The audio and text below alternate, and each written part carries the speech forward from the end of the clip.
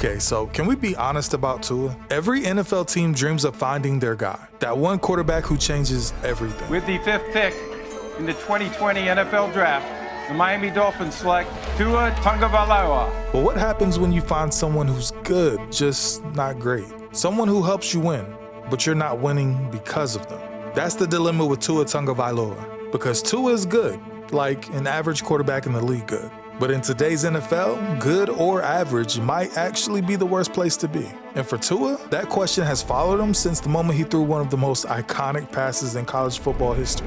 Georgia and Alabama separated largely by the Chattahoochee River, but like neighbors that don't visit each other that often, just 3 previous meetings in a decade. Tua wasn't supposed to be the story that night. He was a true freshman, talented, sure, but mostly a backup learning behind vet Jalen Hurts. He'd seen some playing time earlier in the season, but mostly in blowout wins when the game was already over. But little did he know that tonight, he'd be asked to save Alabama's season. Jalen Hurts came close to winning a championship his true freshman season. What's the challenge for him tonight? The challenge is taking care of the football. He's got to be able to continue to do what he's done all year.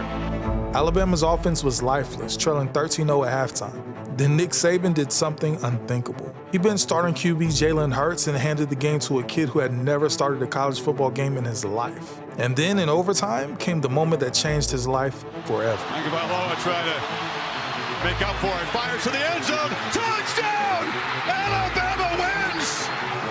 The Crimson Tide will not be denied. And just like that, overnight, Tua Tagovailoa went from unknown freshman to national hero.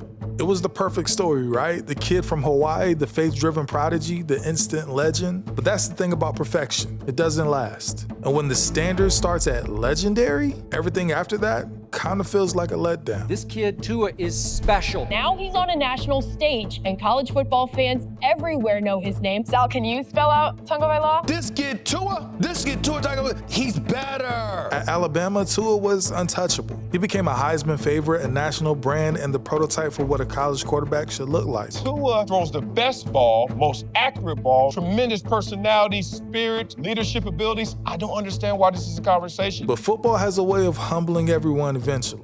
And in 2019, that humbling came fast. Comes out throwing. On the run. Pressure from behind. He's down. And Tua's down. His helmet came off. This is exactly what you did not want to see happen. And sometimes as a coach, you just got to listen to your gut. And I think Nick wanted to take him out, and Tua talked him back into it, and hopefully this isn't serious. A routine play against Mississippi State turned into disaster. A broken hip, a dislocated socket, and a moment of silence across college football. It wasn't just that injury, it was the way it happened. Tua was flushed out of the pocket trying to escape pressure, still looking to make a play. The same instinct that makes him great, but also the one that would later get him hurt again and again in the NFL. And the decision to start him in the game and keep him in the game at 35-7 with some 4 minutes left in the first half. That will be discussed, dissected, and argued, certainly for this coming week, and maybe more beyond that. That hit not only ended his season, but became a preview of what was to come. Because on that same play, Tua would also suffer his first documented concussion. It was the beginning of a pattern that would follow him for years. All right, spinning this forward now, our NFL draft analyst Mel Kiper Jr. is with us on SportsCenter AM, and Mel, too, has been the presumed top overall pick in 2020's draft for well over a year. He had the ankle injury last season, different ankle this season, and now the hip. How will this latest injury impact his stock? Yeah, he's not 6'3", doesn't have the big-time arm strength, and now the durability concern is obviously real, and it has been for a period of time because of both of the ankle injuries, Randy. So this kind of complicates matters, and obviously when you're competing with 2 other quarterbacks who are highly rated, it puts you right now third in line instead of number 1 or number 2 when you project forward to late April. Tua would declare for the NFL draft, but those concerns would follow him. Mel, of all the people in this draft, the talent is not the thing that is concerning people about Tua, but when you can't get your guys, your doctors, on him to have discussions with him, to medically check him out. What is your biggest concern about Tua heading into this night. My biggest concern, Greeny, is his style of play. He's not a big guy. As you look at all of his injuries, Greeny, they all happen with him scrambling, buying time, but not knowing how to protect his body. We talked about Robert Griffin III not knowing how to slide. I think the injury is a factor, and also durability. Even if he got a clean bill of health moving forward, Trey, and everybody say, oh, he'll be ready. Do you want to medically redshirt him? And then it gets into, is he going to be durable once he's in the league with those 3 injuries already behind him? With the 5th pick in the 2020 NFL Draft, the Miami Dolphins select Tua Tagovailoa. The Dolphins took him 5th overall in the 2020 draft, but the conversation wasn't about his talent anymore, but more about whether he could stay healthy. Dan Orlovsky, who should be the Dolphins starting quarterback week 1? Oh, Ryan Fitzpatrick. If I'm the Dolphins, I'm not even thinking about playing Tua this year. I'm not even thinking about it. Maybe if we get into the back, 3 games of the season and we're not in playoff contention, I'll think about it. I would even entertain putting Tua on PUP. He replaced Ryan Fitzpatrick mid-year but never looked comfortable. The media questioned him. His head coach, Brian Flores, never fully believed in him. I mean, there was even a moment Miami flirted with trading Tua for Deshaun Watson. Yikes. Didn't see this one coming. You all know how I feel about Tua Tagovailoa. I like him. I like him a lot. I liked him in college. I understand why so many teams did like him, and I understand why he got a shot last year, even though Ryan Fitzpatrick was performing well, and I understand how he struggled and sometimes needed Fitzmagic to be pulled out of the hat like a rabbit by the Dolphins staff to clean up the mess on aisle Tua. But for Tua, imagine being 23 years old, the supposed face of a franchise, and reading headlines that your own team was trying to replace you. It was the first time Tua wasn't just doubted, he wasn't wanted. And so I go back to Adam Schefter. Shefty, what do we have? Well, Greeny, we got a lot of breaking news. There's a lot of things going on across the league. We knew it would be a busy morning, but it's a bit busier than people expected. The big surprise of the morning is in Miami, where the Miami Dolphins have fired their head coach, Brian Flores. Wow. Parted ways with him, let go of him. A little bit of a surprise coming off a big win over the New England Patriots. It's interesting because if we go back to the beginning of the season, there was some scuttlebutt that maybe Brian Flores could be on the hot seat. That talk quieted down, but the Dolphins made the decision this morning. There's reports out there that Brian Flores was really kicking the tires and pushing the Deshaun Watson trade. I would too if it all checked out correctly. I know who my quarterback is. He can't take me to the promised land. He may be able to win me 1 or 2 games, but he's going to eventually get me fired. Today's video is brought to you by Walter Picks. Look, we all know how it feels to chase lines or second guess our fantasy lineup 5 minutes before kickoff. Walter Picks fixes that. It uses AI projections to find the best player props, DFS lineups, and fantasy moves before the lines move across the NFL, NBA, and MLB, so you can stop guessing and start winning. I've personally been using the Elite plan, and my favorite tool, the Player Prop Evaluator. It literally shows me which props have the highest edge each week. No more scrolling through odds and praying I'm early. And on the fantasy side, the lineup optimizer and trade finder are game changers. It's like having a team of data scientists helping you make smarter calls every single week. Walter Picks users have seen a 23% boost in profitability in 4 straight winning NFL seasons. Whether you're building DFS lineups, betting props, or managing your fantasy squad, Walter Picks is your all-in-one co-pilot for sports. Big thanks to Walter Picks for sponsoring today's video. And if you want to start betting smarter, download Walter Picks right now using the link in the description or scan the QR code on the screen to get your 7-day free trial. Don't miss your edge. Download Walter Picks today. We threw overboard a guy who had winning records each of the last 2 seasons. Who are you going to get next? I don't know. Makes no sense. Go well. And here's the other part too. Who in their right mind is going to take that job? Then came Mike McDaniel, the young, quirky, detailed-obsessed coach who turned a struggling offense into a track meet. We've got breaking news out of the NFL. The Miami Dolphins have agreed to terms with 49ers offensive coordinator Mike McDaniel, who's set to become their next head coach. You get into coaching because you love to coach football.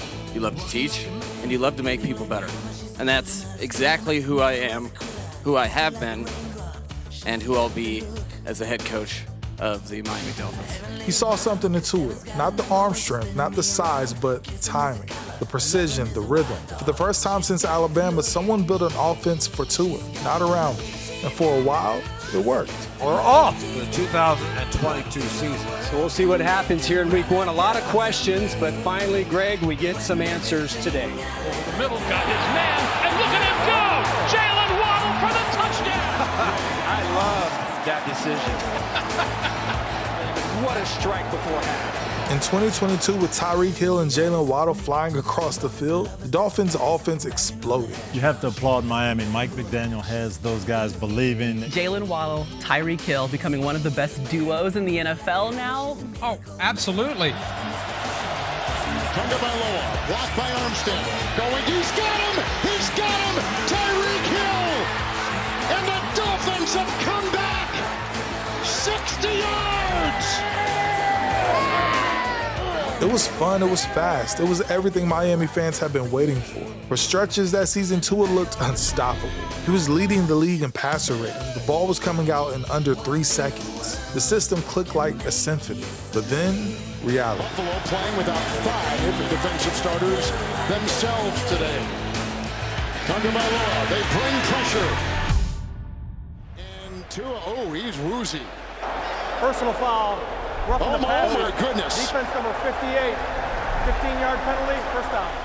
We saw the play late in the first half where Tua goes down. He hits his head backwards on the, on the back on the ground here after being hit by Matt Milano, and then came back in the game to everyone's surprise. The NFL Players Association is initiating a review of the concussion protocols of his return to the game. What do you think of it, Stephen A? Oh, they were lying their behinds off. We all know that was a damn concussion. I mean, I'm not buying that one bit. And just a few days later, another one against the Cincinnati Bengals. Tua rolling left with the grain, and down he goes. Slung down at his own 48-yard line. And, Broadcast on national television, his hands frozen midair in that unnatural posture that made the entire world stop. And they'll take him back initially to the locker room. There was the coach, Mike McDaniel, with the send-off, and we'll get, as soon as we can, obviously, the official word as we hear it.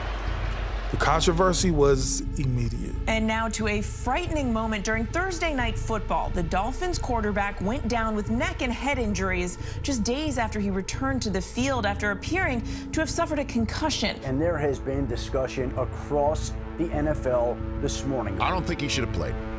I'm just going to come out and say it, and I know that you could say that's 2020 hindsight. How was he cleared to play so soon after showing clear signs of a head injury? Who failed him? The doctors, the team, the league? For a player to go down, when you get knocked out, you don't know what happened.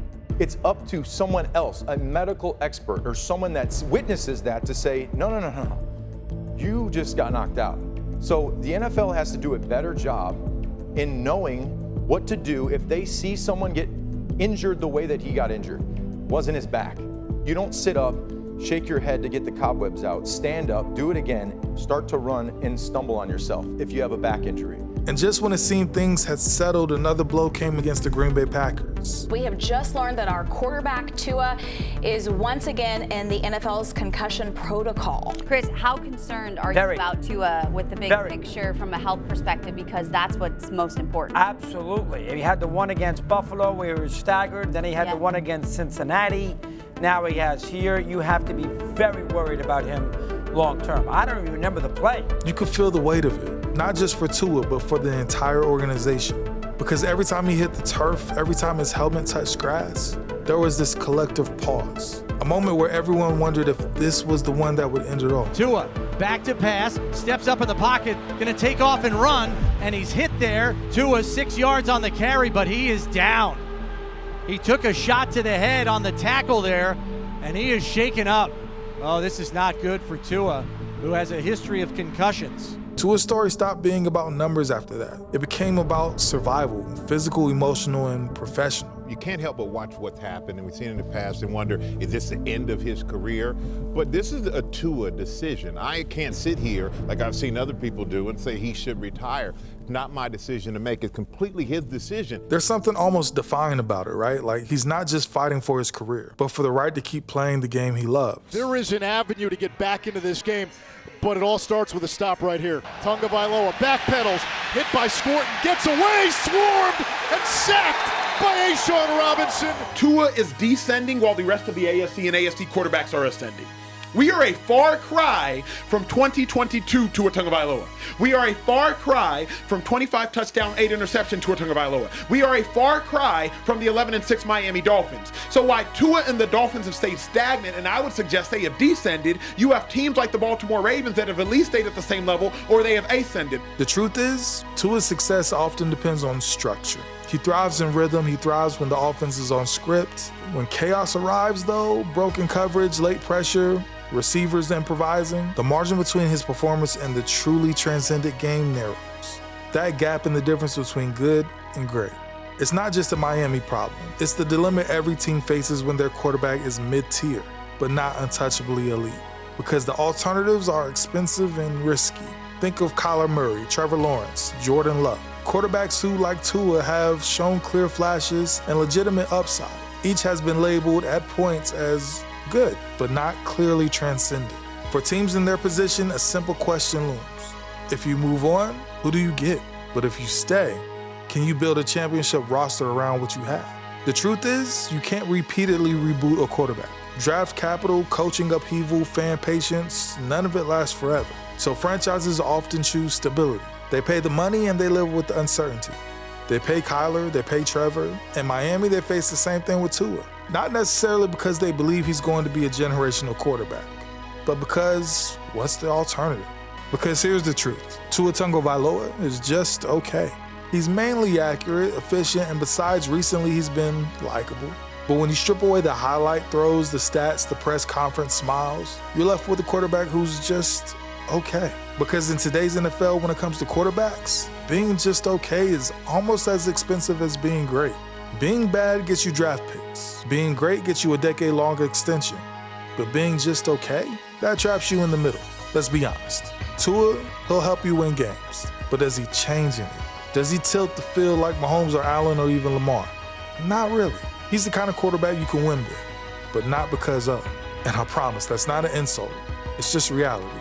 But it's a dangerous one for a franchise because it forces a choice. Do you commit to someone who makes you competitive, knowing deep down he might never make you a contender? Because every time Tua throws a perfect slant, it looks elite. But every time the pocket breaks down, every time he's asked to improvise, you see the ceiling.